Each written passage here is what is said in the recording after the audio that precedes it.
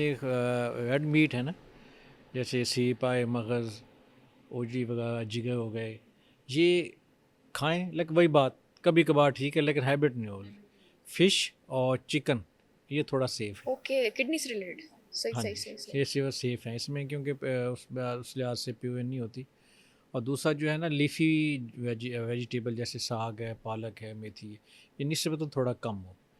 पाबंदी नहीं है। और जैसे वही चीज़ कि excess of everything bad. Is bad. अब जैसे बाज़ गाँव में रूटीन होती है कि जो सब्ज़ी पकनी है उसमें गोश्त लाज़मी डालना है, वो नहीं। जैसे गाँव में रूटीन, आज फ़र्ज़ के दाल पक गई, अगले दिन कोई सब्ज़ी पक गई, अगले दिन कोई राइस पक गया, फिर अगले दिन फिर कोई सब्ज़ी पक गई। ये रूटीन ठीक है। ओके, यानी कि आप डेली ना तो गोश्त खा सकते हैं, ना तो यस, डेली आप वो कंटिन्यू ना करें। आप कह रहे हैं कि हम उसको चेंज करते रहें। यस, और ह्यूमन पर नेचर है, आप डेली एक चीज़ खा खा भी भी नहीं नहीं सकते। सकते, लेकिन हमारे पाकिस्तान में गोश्त तो रोज खाते हैं। वो फिर हमारा फ़ायदा इसमें। तो उसके बाद फिर वो डिजीज की शक्ल में देखने को भी नजर आता है, खुदा ना यस, खास्ता। Yes, yes, sir, yes. ऐसा भी होता है कि अगर एक इंसान को स्टोन्स हुए, उसने कोई ट्रीटमेंट लिया या पानी से ही, या थोड़े बहुत माइनर से ट्रीटमेंट्स होते हैं, उसके बाद स्टोन जी खत्म हो गया, पेन खत्म हो गया, दोबारा से हो जाता है कुछ अरसे बाद, तो इसकी क्या वजह होती है? देखिए, वही आ जाती है बात कि जब भी आपको खुदा ना खास्ता ऐसा कोई इंसिडेंस हो जाता है कि आपको स्टोन हो गया, तो वो स्टोन जो निकलता है ना, उसको काबू लाजमी करें। वो काबू करके उसको लेबॉर्ट्री में चेक करें। वो आपको एनालिसिस करके बताएंगे कि इसमें क्या चीज़ ऐसी है जो स्टोन बना रही है। तो उसका ये फ़ायदा होता है, आप डाइट में वो चीज़ें बंद कर देंगे जो स्टोन बनाने के लिए उसमें है। जैसे ऑक्सलेट स्टोन फंस के होते हैं, कैल्शियम ऑक्सलेट, उसके लिए हम कहते हैं लीफी वेजिटेबल ज़्यादा, ये कोल्ड ड्रिंक्स है, इस तरह की चीज़ें। तो ये हमें थोड़ा सा गाइडेंस दे देती है। हमारा पेशेंट ये होता है कि जब तकलीफ़ में होता है तो उस वक्त तो कहता जो मर्ज़ी करें, बस स्टोन निकालें, जान छोड़ें। जब स्टोन निकल गया, अब पेशेंट उसका हो गया, फिर वो भूल जाता है।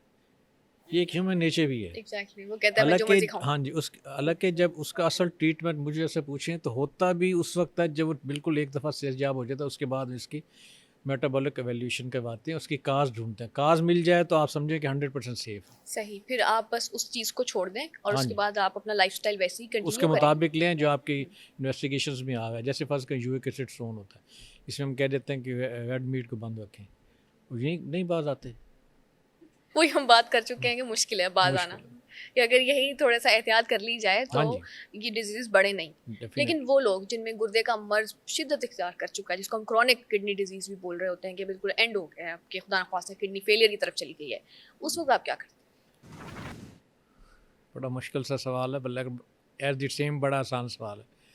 जब एक दफ़ा किडनी डैमेज हो जाए ना, इसकी मैंने पहले अर्ज़ किया ना कि कॉमन काज शुगर और ब्लड प्रेशर है, तो उसके बाद फिर हमारे पास ऑप्शन दो ही होती हैं, या डायलिसिस करवा लें या गुर्दा तब्दील करवा लें।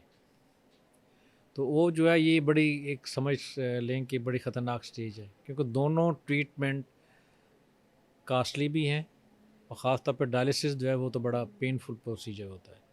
तो कोशिश करें कि वो स्टेज ना आने दें।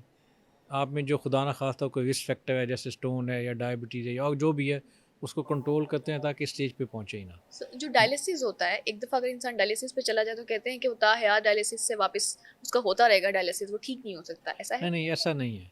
ओके। जब एक दफ़ा किडनी डैमेज हो जाए ना, फिर हम उसको देखते हैं कि इसमें कोई खुदा ना खास्ता कोई रिवर्सिबल काज़ है, नहीं है, या कोई परमानेंट काज़ है।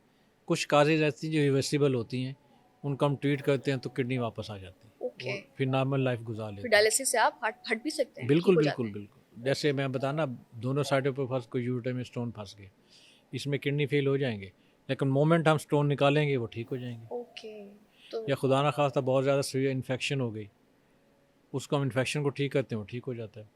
या कोई ऐसा जैसे मोशन लगे या वोमिटिंग हुई, या खुदा ना खास्ता कोई एक्सीडेंट ऐसा जिसमें ब्लड लॉस बहुत हो गया, उसमें किडनी डैमेज हो, उसमें वापस आने के चांसेस ज़्यादा होते ओके, हैं। यानी कि आप टेम्परेरीली डायलिसिस पे हाँ जी, जाते वो हैं। एक्सपोर्ट देते हैं बॉडी को, अच्छा, फिर वापस आ ताकि जाते किडनी पे वो स्ट्रेस ना आए, तो हैं। उनको जगाते हैं, भैया वापस आ जाओ। हुँ।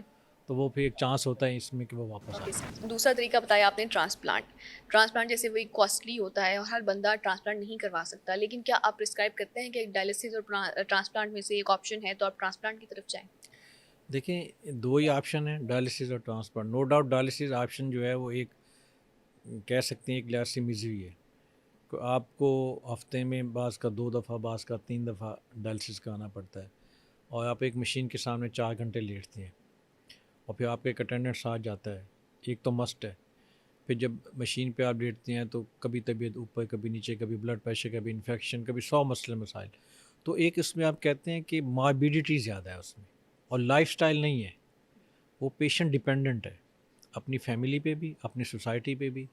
और जैसे वो आप ना खुद कुछ कर सकता है, बल्कि वो एक तरह से कह सकते हैं कि एक तरह से उसको मोहताजी आ जाती है कि मफलूज होता है एक बंदा, उसको कोई लेके भी जाए और सारा उसकी हेल्प भी करे, उसकी केयर भी करे और उस पर खर्च भी करे। दूसरी ऑप्शन जो हम ट्रांसप्लांट जो आपने बताया, it is a good option. Okay. जब एक दफ़ा आपका ट्रांसप्लांट हो जाए, अल्लाह ना करे पेशेंट का किसी का, हम्म। तो वो हेल्दी लाइफ गुजारेगा हर तरीके से। एक तो डर से जान छुटी, अपने लाइफस्टाइल गुजारे, शादी करना चाहे शादी कर सकता है, अपनी इज़्दिवाजी लाइफ भी चला सकता बिल्कुल है, नॉर्मल लाइफ। नॉर्मल लाइफ अपना बिजनेस शुरू कर सकता है। हमारे कई पेशेंट ऐसे हैं जिन्होंने ट्रांसप्लांट कराया, अल्हम्दुलिल्लाह 5-5 10-10 साल हो गए हैं, बड़े फिट चल रहे हैं। उसका अब जब हम असल में चीज़ होती है कि क्वालिटी ऑफ लाइफ क्या है। डायलिसिस में क्वालिटी ऑफ लाइफ नहीं है, वो एक मिजरी है। आप जब ट्रांसप्लांट करा लेते हो तो समझें आप एक इंडिपेंडेंट फिर नॉर्मल लाइफ की तरह है, नॉर्मल पर्सन की तरह आप जो मर्जी है करें। तो डेफिनेटली अगर दो ऑप्शन हम दें पेशेंट को तो इसको प्रेफर करेगा। बाकी कास्ट है, सब कुछ है, उसका भी हल होता है। वैसे क्या कॉस्ट होती है ट्रांसप्लांट की? देखिए जी, हम तो मैं जना हॉस्पिटल में होता हूँ, पहला ट्रांसप्लांट हमने 98 में किया था। उस वक्त मैं ट्रेनिंग कर रहा था। तो अभी तक हम अल्हम्दुलिल्लाह चल रहे हैं, हम तो फ्री ऑफ कॉस्ट करते हैं, कोई पैसे नहीं लेते। सीरियसली फ्री ऑफ कॉस्ट करते यस यस। हैं? वाओ। तो ये ये बड़ा, बल्कि लोग मुझे कहते हैं जी आप जो प्राइवेट 25-30 लाख लेते हैं फ्री, में कि यही तो खिदमत है। असल में खिदमत यही है कि एक साइड पे आपको 25 लाख नज़र आए, एक साइड पे आपको कुछ भी नहीं मिल रहा सिवाय दुआओं के। और मैं कहता हूँ दुआओं 25 लाख से बेहतर है। बहुत बेहतर है वाकई। जो हम कहते हैं ना कि I want to be a doctor to serve the humanity, मैं यू आर आपको बता एक्चुअली रहा हूँ ना, सर्विंग द जब ह्यूमैनिटी। पेशेंट, आप यकीन करें कि जब पेशेंट डिस्चार्ज होकर जाता है और जब वो दुआ करता है ना, आप यूँ समझिए कि मनो खून बढ़ जाता है। और पता नहीं उनकी दुआओं की वजह से हम यहाँ पहुँचे हुए हैं, उनकी वजह से अल्लाह ने हमें सेहत इसमें दी तो हुई है। कोई तो शक की बात ही नहीं पता है। नहीं ये किसकी दुआ में लगी हुई है, हम्म। इसमें कोई शक नहीं है। तो ये तो बहुत अच्छी बात है। और इसलिए हम वो फ्री कर, रिगार्डलेस ऑफ क्या एज है उसकी, पेशेंट की क्या उसमें फाइनेंशियल कुछ स्टेटस फैक्टर है। हैं वो देखने पड़ते हैं हमें। ओके। अब मिनिमम, अब तो बच्चों में भी हम कर रहे हैं, लेकिन जब पेशेंट हमारे पास आता है तो पूरा एवेल्यूएट होता है। अच्छा। उसका असेसमेंट करते हैं कि इसमें इंडिकेशन है नहीं, फिट है नहीं, फिट करने के लिए उसे बाज़ का कोई टेस्ट, कोई ऑपरेशन कुछ करना पड़ता है।